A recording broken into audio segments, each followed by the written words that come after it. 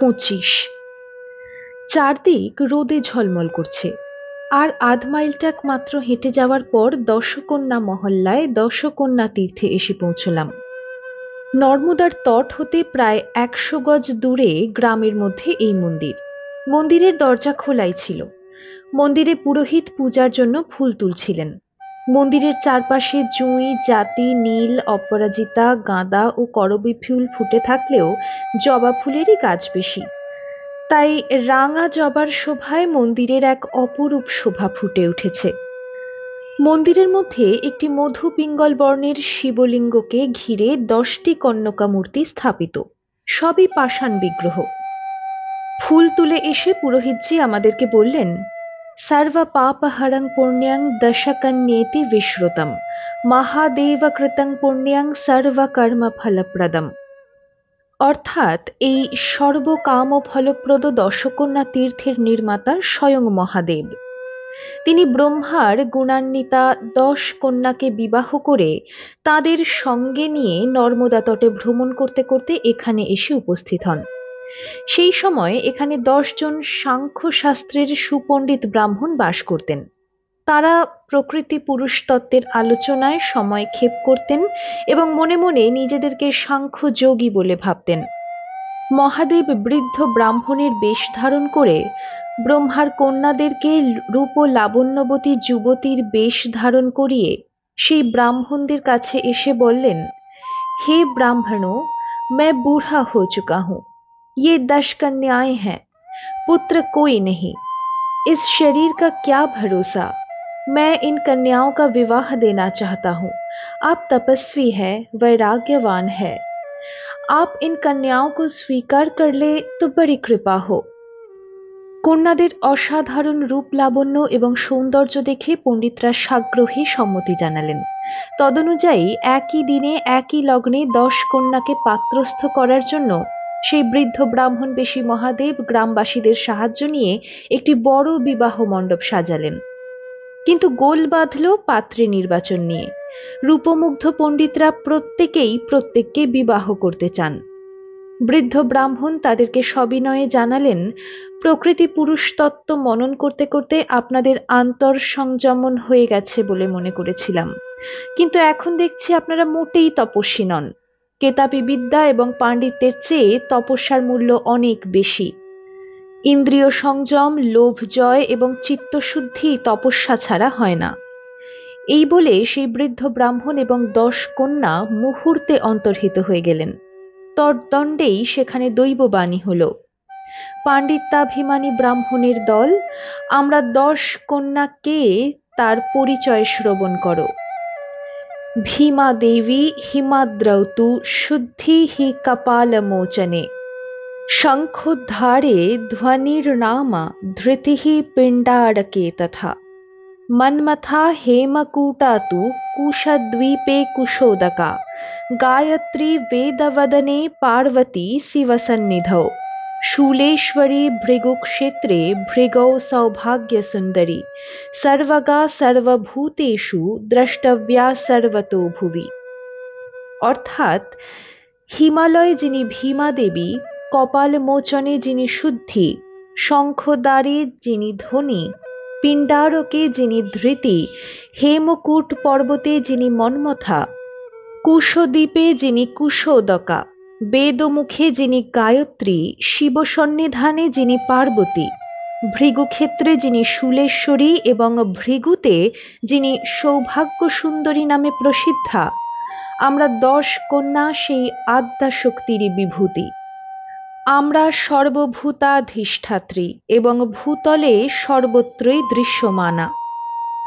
দৈববাণী স্তব্ধ হতেই সকলে আশ্চর্য হয়ে দেখল, বিবাহ মণ্ডপে একটি শিবলিঙ্গ উদ্ভূত হয়েছেন। সেই বিবাহ মণ্ডপেই পরে এই মন্দির নির্মিত হয়েছে।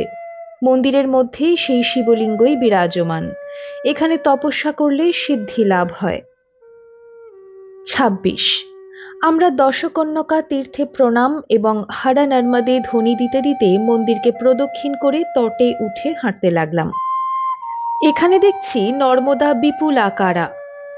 একুল ওকুল দুকুল জুড়ে শুধু জল আর জল। মহান্তজি বললেন, আর মাইলখানি হেঁটে গেলেই আমরা ভৃগু কচ্ছ বা ভৃগু ক্ষেত্রে পৌঁছে যাব। বর্তমান নাম ভারোচ। ভারোচ এখন বড় শহরের রূপ ধারণ করেছে। সামনের দিকে তাকিয়ে দেখো, শহরের বড় বড় অট্টালিকা দেখা যাচ্ছে। নর্মদা এবার মূল আরব সাগরে গিয়ে মিলিতা হবেন, তাই প্রশস্ত তমা হয়েছেন। তার মুখের কথা শেষ হতে না হতেই দেখলাম একজন সাইকেল আরোহী সাইকেল থামিয়ে তটের উপরেই সাষ্টাঙ্গে প্রণাম জানালেন মহন্তজিকে। প্রণাম করে উঠেই তিনি মহন্তজিকে হড়বড় করে বলে গেলেন, গুরুজি, আপনার জন্য প্রতীক্ষা করে করে লক্ষণ ভারতীজি অস্থির হয়ে উঠেছেন। দক্ষিণ তট হতে পরিক্রমাকারী নাগা সন্ন্যাসীর দলও এখন আশ্রমে এসে পৌঁছয়নি। এদিকে আপনিও এখন আশ্রমে পদার্পণ করেননি। গত ৯ই কার্তিক তিনি জনা ৪০ নাগাকে সঙ্গে নিয়ে আমাদের আশ্রমে এসে পৌঁছেছেন। আপনার নাকি গত পরশু এখানে এসে পৌঁছানোর কথা ছিল। কাল ১২ তারিখেও আপনি না এসে পৌঁছানোতে চিন্তায় লক্ষণ ভারতীজি কাতর হয়ে পড়েছেন। শহরের ভক্তবৃন্দ এসে প্রতিদিনই আপনার খোঁজ নিচ্ছেন। তাদেরকে জবাব দিতে দিতে লক্ষণ ভারতীজি অতিষ্ঠ হয়ে পড়েছেন। এক নিঃশ্বাসে তিনি এতগুলি কথা অত্যন্ত দ্রুত তালে বলার পর মহন্তজি বললেন, জগন্নাথজি, তাকে আরও একটু যন্ত্রণা ভোগ করতে দাও। আমি আজও আশ্রমে যাচ্ছি না। আমি এখন বৃষখাতের দিকে যাচ্ছি। সেখানে এই ৭ জন পরিক্রমাবাসীদেরকে তীর্থকৃত্য এবং ভৃগু নর্মদার দর্শন করিয়ে ফিরে এসে তোমার গৃহে আতিথ্য স্বীকার করব। তুমি তো জানো, এই ভৃগু কচ্ছের মধ্যে আরও ৪৬টি প্রসিদ্ধ তীর্থ আছে।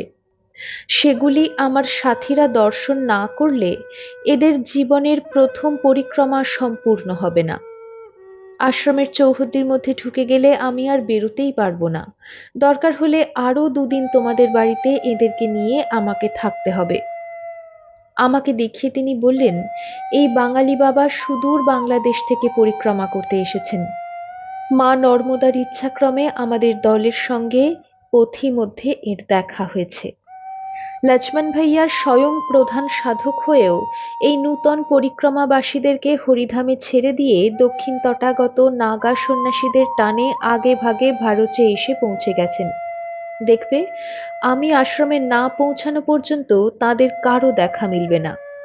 আমি যে এদেরকে নিয়ে তোমাদের বাড়িতে থাকবো তা কাউকে বলার দরকার নাই। মহান্তজির কথা শেষ হলেই জগন্নাথজি আবার সাষ্টাঙ্গে প্রণিপাত করে পুনরায় সাইকেলে চেপে ছুটে গেলেন ভারতের দিকে। তিনি চলে যেতেই মহান্তজি বললেন, এই জগন্নাথ আমার মন্ত্র শিষ্য। এরা সাজত্রা গোষ্ঠীর ব্রাহ্মণ, স্বামী স্ত্রী উভয়েই খুব ভক্তিমতী, প্রায় কোটিপতি ধনী। ভারতের আশ্রম এদেরই প্রদত্ত জমিতে স্থাপিত হয়েছে। পরম গুরুদেব মহাত্মা কমল ভারতীজির আমল থেকে এদের ৫ পুরুষ ধরে বংশ পরম্পরা আমাদের মূল গদির শিষ্য, অনন্য ভক্ত। কথা বলতে বলতেই আমরা ভারতের সীমায় প্রবেশ করলাম। ভারভূতেশ্বর হতে এই ভারৌচ বা ভারোচ ভৃগুক্ষেত্রের দূরত্ব ৮ মাইল। ঝোলা কাঠরি রেখে নিজেও ধুল্লব লুণ্ঠিত হয়ে প্রণাম করলেন, আমাদেরকেও প্রণাম করতে বললেন। আমাদের প্রণাম পর্ব শেষ হতেই তিনি বলতে লাগলেন, আমরা যে বৃষখাতের দিকে যাচ্ছি, ভারতে প্রবেশ করছি, এই ভৃগু ক্ষেত্র বা ভারত হল নর্মদা খণ্ডের সর্বপ্রধান তীর্থ। এখানে ভৃগুমুনি ১০০ দিব্যবর্ষ গায়ত্রী সাধনা করে সিদ্ধকাম হয়েছিলেন। এখানের মাটিকে মাটি ভেবো না, পবিত্রতম তীর্থ রেণু বলে ভাববে। এখানে সমুদ্রের সঙ্গে নর্মদার সঙ্গম হয়েছে বলে নর্মদা যেমন চওড়া হয়েছে তেমনটি আর কোথাও হয়নি।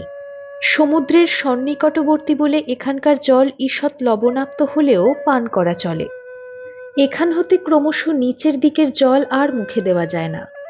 এখানে সকল রকম বেদোক্ত কর্ম, স্নান, দান, জপ, তপ কোটি গুণ ফল প্রদান করে। ভারত তীর্থময় মন্দিরময় শহর হলেও ব্যবসা বাণিজ্যের প্রধান কেন্দ্র। নর্মদার সঙ্গে সমুদ্রের সঙ্গম হয়েছে, জাহাজাদি চলাচল করে। ভারত রেলের একটি প্রধান জাংশন। বোম্বাই হতে বরোদা আমেদাবাদ মেন লাইন নর্মদার উপরে লৌহ সেতুর উপর দিয়ে চলে গেছে বলে সেদিক দিয়েও ব্যবসা বাণিজ্যের খুব সুবিধা হয়েছে। জাহাজ ও রেলপথে গুজরাটের প্রধান ফসল কার্পাস দেশ দেশান্তরে রপ্তানি হয়ে থাকে। আমি মহর্ষি ভৃগুর পুণ্যজীবন সম্বন্ধে ইতিপূর্বেই কিছু বলেছি, বাকি কথা ভৃগু নর্মদার মন্দিরে গিয়ে শোনাবো। ভারত শহরের মধ্যে না ঢুকে মহন্তজি একেবারে সমুদ্রের ধারে নিয়ে এলেন। বেলা তখন 10টা। সমুদ্রের বিশাল বিস্তার, বিশেষত নর্মদা সঙ্গমের ক্ষেত্রটি দেখে আমাদের আর বাক্য নিঃসরণ হয় না। 3-4টি পাশাপাশি খাঁড়ির মতো হয়েছে এক স্থানে। সমুদ্র ও নর্মদার জল একত্রে প্রবেশ করেছে সেই সব খাঁড়িতে। সমুদ্রের প্রবল গর্জনে, জাহাজের শব্দে কানে তালা লাগার জোগাড়। সমুদ্র তীরে বহু মন্দির চোখে পড়ছে। বৃষখাতের কাছে নিয়ে গিয়ে মহন্তজি আমাদেরকে স্নান তর্পণ করতে বললেন, নিজেও স্নান করে সূর্যার্ঘ্য নিবেদন করলেন। তারপর লোকের ভিড় কাটিয়ে তিনি ধীরে ধীরে আমাদেরকে এক বিশাল মন্দিরে এনে উপস্থিত করলেন। মন্দিরের মধ্যে মহাদেব লিঙ্গকে স্নান ও পূজা করিয়ে তিনি মন্দির সংলগ্ন আরেকটি মন্দিরে প্রণাম করালেন। বললেন, এটি লক্ষ্মী মায়ের মন্দির। ভৃগুক্ষেত্র রূপে পরিচিত হওয়ার পূর্বে এই স্থান লক্ষ্মী বা কমলার ক্ষেত্র রূপে পরিচিত ছিল। মূল মন্দিরে শুধু ভৃগু পূজিত ভৃগীশ্বর স্বয়ম্ভু লিঙ্গই নাই, মন্দিরের বারান্দার একদিকে মহর্ষি ভৃগু এবং মা নর্মদার অপূর্ব সুন্দর বিগ্রহও আছে।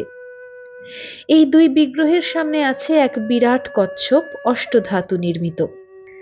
একটা একান্ত স্থান খুঁজে সেখানে বসি চলো। আমরা 8 জন বসলে ভক্তদের আগমন নির্গমনের যাতে কোনো বাধার সৃষ্টি না হয় সেদিকে লক্ষ্য রাখতে হবে। একটি একান্ত স্থান বেছে বসতেই মহন্তজি পুনরায় আরম্ভ করলেন।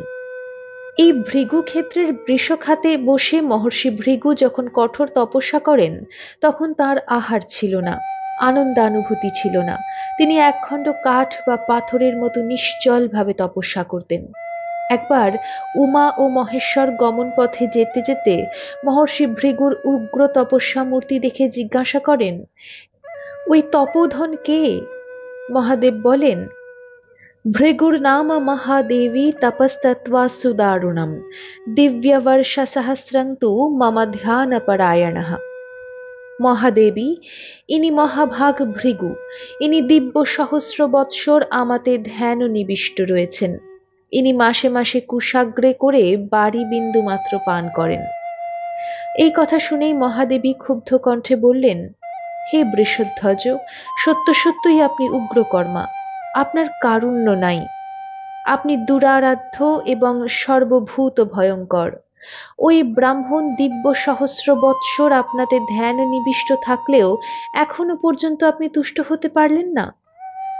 শিবসুন্দর ঈষৎ হাস্যবদনে উত্তর দিলেন, দেবী, স্ত্রী বিনশ্যতি গর্বেণ তপঃ ক্রোধেন নশ্যতি। নারী গর্বে বিনষ্ট হয়, ক্রোধে তপস্যা নষ্ট হয়। মহাদেব তাঁর কথার যথার্থতা প্রমাণের জন্য বৃষকে স্মরণ করলেন। স্মরণ মাত্রই বৃষ মুহুর্মুহু গর্জন করতে করতে ভৃগুর আশ্রমে প্রবেশ করে শৃঙ্গ দ্বারা ভৃগুকে নর্মদার জলে নিক্ষেপ করলেন এবং ইতস্তত চারিদিকে ছোটাছুটি করতে করতে খুর দিয়ে আশ্রমে গর্ত করে দিলেন। সেই গর্তই বৃষখাত নামে পরিচিত হয়েছে। বৃষের এই অত্যাচার দেখে মহর্ষি ভৃগু তাঁর ব্রহ্মদণ্ড হাতে নিয়ে বৃষকে তাড়া করতে লাগলেন। শিব তখন পার্বতীকে বললেন, পশ্য দেবী মহাভাগে সমং বিপ্রস্য সুন্দরী। দেবী, বিপ্রের সমগুণ দর্শন করো। তবুও মহাদেবী ভৃগুকে বর দিতে অনুরোধ করলে চন্দ্রার্ধমৌলি উমার্ধদেহী ভগবান শম্ভু ভৃগুকে দর্শন দিয়ে বর প্রার্থনা করতে বললেন। ভৃগু তখন প্রার্থনা করলেন, হে দেবাদিদেব শশীভূষণ, যদি আমার প্রতি প্রসন্ন হয়ে থাকেন তবে আমার নামে এই সকল স্থান সিদ্ধিক্ষেত্র নামে প্রসিদ্ধ হোক, আর আপনি উমার সঙ্গে চিরকাল বিরাজমান থাকুন। এই দেবক্ষেত্রের সকল স্থানই পুণ্যময় হয়ে উঠুক। সিদ্ধিক্ষেত্রমিদং পুণ্যং ইয়েন সর্বং ভবিষ্যতি। আমি এই স্থানকে তপোবলে মহাস্থানে পরিণত করব। হে শশীভূষণ, আপনার প্রসাদে আমার আশা পূর্ণ হোক। অত্র স্থানে মহাস্থানং করোমি শশীভূষণা। তব প্রসাদ দেবেশ পূর্যন্তাং মে মনোবথা। উত্তরে মহাদেব বললেন, আপনি যা যা প্রার্থনা করলেন তা পূর্ণ করতে আমার আপত্তি নাই। তবে এই স্থান লক্ষ্মীর ক্ষেত্র, আপনি কমলার অনুমতি নিয়ে যা করার করুন, আমার আশীর্বাদ রইল। শিববাক্য শুনেই মহর্ষি লক্ষ্মীর ধ্যানে বসলেন। মা লক্ষ্মী দর্শন দিলে মহর্ষি যথোচিত আকুলতা সহকারে তাকে বললেন, মাগো, এই মহাক্ষেত্রে সর্বদাই আপনার অধিষ্ঠান। আমি এখানে কিঞ্চিত স্থান আমার নিজস্ব করতে অভিলাষ করি। আপনি অনুমতি দিলে এই স্থানের অনুপরমাণুকেও আমি তপস্যা ও সিদ্ধি লাভের অনুকূল করে গড়ে তুলব। ভৃগুর কাতরতা ও স্তুতিতে তুষ্ট হয়ে লক্ষ্মীদেবী বললেন, আপনার নামে এই স্থান সমধিক শোভিত হোক, তাতে আমার আপত্তি নাই। তবে আপনি তো জানেন এই স্থান কচ্ছপের পৃষ্ঠে অবস্থিত, তাই এখানকার ভূপ্রকৃতিও কচ্ছপাকৃতি। তার সঙ্গে একবার মন্ত্রণা করা প্রয়োজন। চলুন সেই ভগবান বিষ্ণুর প্রতীক কূর্মদেবের সঙ্গেও একবার আলোচনা করে নিই। উভয়ের স্মরণ মাত্র কচ্ছপের রূপে ভগবান বিষ্ণু দর্শন দিলে তারা উভয়েই তার কাছে সমস্ত বার্তা জ্ঞাপন করলেন। কচ্ছপরূপী ভগবান লক্ষ্মীকে বললেন, সুলোচনে, তুমি এ বিষয়ে কোনো ভয় করো না। আমার নামাঙ্কিত এই পুরীতে তোমার সাহায্যে ভৃগু চাতুর্বিদ্য সংস্থান করতে পারবেন। এই ব্রাহ্মণ তপবলে মহাবলিয়ান। আমার পৃষ্ঠে এই তপভূমি সুচিরকাল পর্যন্ত সুখ সংস্থিত থাকবে। মহন্তজি আমাদেরকে মন্দিরের অষ্টধাতু নির্মিত কচ্ছপ মূর্তিটি দেখিয়ে বললেন, এই কচ্ছপ সেই কূর্ম ভগবানের প্রতীক। যাই হোক, কূর্মের কথায় হৃষ্টচিত্ত ভৃগু তখন মহা উৎসাহে নন্দন বৎসরে প্রশস্ত উত্তরায়ণে মাঘ পঞ্চমীতে রেবার উত্তর তটে তাঁর এই অভীষ্ট ক্ষেত্রের প্রতিষ্ঠা করলেন। তখন শশীমণ্ডল কুম্ভ রাশিতে অবস্থিত ছিল। এই পুণ্যক্ষেত্রের পরিমাণ 1 ক্রোশ। এই 1 ক্রোশ মাত্র ক্ষেত্র অগণিত তীর্থ সমন্বিত এবং প্রসাদময়ী। সেই থেকে এই স্থান ভৃগু কচ্ছ নামে প্রসিদ্ধ হয়েছে। মহাদেব ভৃগুকে বরদানকালে বলেছিলেন, अहं चैव वसिष्यामि अम्बिका च मम प्रिया सर्वदुःखापहा देवी नाम्ना सौभाग्यसुन्दरी वसिष्यामि तया देव्या सहितो ভৃগুকচ্ছকে। অর্থাৎ আমি স্বয়ং অম্বিকা সহ চিরকাল এই ভৃগুকচ্ছে বাস করব। অম্বিকা এখানে সৌভাগ্য সুন্দরী নামে পরিচিতা হবেন। ভৃগু এবং ঋক যজু ও সামময়ে ব্রহ্মঘোষ নিনাদিত এই স্থানে তপস্যা করলে সাধকরা শিব সাযুজ্য লাভ করেন। ভৃগুকচ্ছ মহাতীর্থের মাহাত্ম্য বর্ণনা করার পর মহান্তজি হর নর্মদে ধ্বনি দিতে দিতে মন্দির পরিক্রমা করে আমাদেরকে সঙ্গে নিয়ে তার শিষ্য জগন্নাথ সাজত্রীর বাড়িতে এসে উপস্থিত হলেন। গৃহের প্রবেশদ্বার কলাগাছ ও পুষ্পমাল্যে সজ্জিত করা হয়েছে। শশীষ ডাব সহ একটি মাটির ঘট এবং ঘৃত প্রদীপও জ্বালা হয়েছে। আমরা উপস্থিত হওয়া মাত্রই সস্ত্রীক জগন্নাথজি ভক্তি ভরে মহান্তজিকে স্বাগত জানিয়ে তার পা ধুইয়ে দিলেন। শঙ্খধ্বনি ও উলুধ্বনিতে গৃহাঙ্গন মুখরিত হয়ে উঠল। কর্পূর জেলে তারা মহান্তজিকে আরতি করলেন। গুরুকে কিভাবে স্বাগত জানিয়ে কিভাবে পাদ্য অর্ঘ্য নিবেদন করে অভ্যর্থনা জানাতে হয় তা দেখবার ও শেখবার মতো। বেলা তখন 1টা। দোতলার 3খানা ঘর আমাদের থাকার জন্য নির্দিষ্ট করা হয়েছে। সমস্ত ঘরই পুরু কার্পেটে মোড়া। গৃহের আসবাবপত্র গৃহস্বামীর ঐশ্বর্য এবং সুরুচির পরিচয় বহন করেছে, সন্দেহ নাই। পুরী ও পরমান্ন ভোজনের পর আমরা আমাদের নির্দিষ্ট ঘরে শয়নের উদ্যোগ করতেই মহান্তজি জগন্নাথজিকে ডেকে একটি খাম কাগজ ও কলম আনিয়ে দেশে মায়ের কাছে পরিক্রমার আনুপূর্বিক বৃত্তান্ত জানিয়ে পত্র দিতে বললেন, ভারত বর্তমানে একটি পরিপূর্ণ শহরের রূপ নিয়েছে। এখানে বড় ডাকঘর সহ অলিতে গলিতে অজস্র ডাকবাক্স, কোর্ট কাছারি, রেজিস্ট্রি অফিস সবই আছে। এখন যদি না লিখতে পারো, রাত্রে বসে অবশ্যই লিখবে। এই বাড়িতে বিজলির ব্যবস্থা আছে। শহরের রাস্তাতেও আছে গ্যাসের বাতি। আমি রাত্রিতে বসে পত্র লিখব বলায় তিনি বললেন, তবে আমরা এখনই বেরিয়ে পড়ি, চলো। এই সিদ্ধিক্ষেত্রে প্রতিটি ক্ষণ তীর্থ দর্শন, দেব মহিমা বর্ণন ও মনন এবং ধ্যান জপে অতিবাহিত করাই শ্রেয়। এই বলে তিনি আমাদেরকে সঙ্গে নিয়ে ভারতের প্রধান ৪৬টি তীর্থ একে একে পরিক্রমা করানোর জন্য বের হলেন। পথে হাঁটতে হাঁটতেই তিনি বললেন, এই ৪৬টি তীর্থই শহরের মধ্যে নাই, কতকগুলি গ্রামের মধ্যে অবস্থিত। আমি প্রত্যেকটি তীর্থের সংক্ষিপ্ত বর্ণনা দিব। তোমরা একে দর্শন করে মনের মধ্যে গেঁথে নাও, ইচ্ছা করলে কিছু নোটও নিতে পারো। বৃষখাতের এলাকা হতে কিছু দূরে তিনি প্রথমেই নিয়ে এলেন ঢোড়েশ্বর বা ক্ষেত্রপাল তীর্থে। ঢোড়েশ্বর বা ক্ষেত্রপাল তীর্থ, শিবই এখানে ভারোচ বা ভারোচ নামক ক্ষেত্রের প্রধান ক্ষেত্রপাল। প্রবাদ আছে, প্রাচীনকালে ঢোঁড়া নাম্নী এক রাক্ষসীর উপদ্রবে এই অঞ্চলের শিশুদের খুব মৃত্যু হয়। একবার ঢোঁড়া রাক্ষসী একটি শিশুকে লক্ষ্য করে তাকে গ্রাস করতে আসছিল। এই সময় সংযোগবশত এক দেবদূত উপস্থিত হন।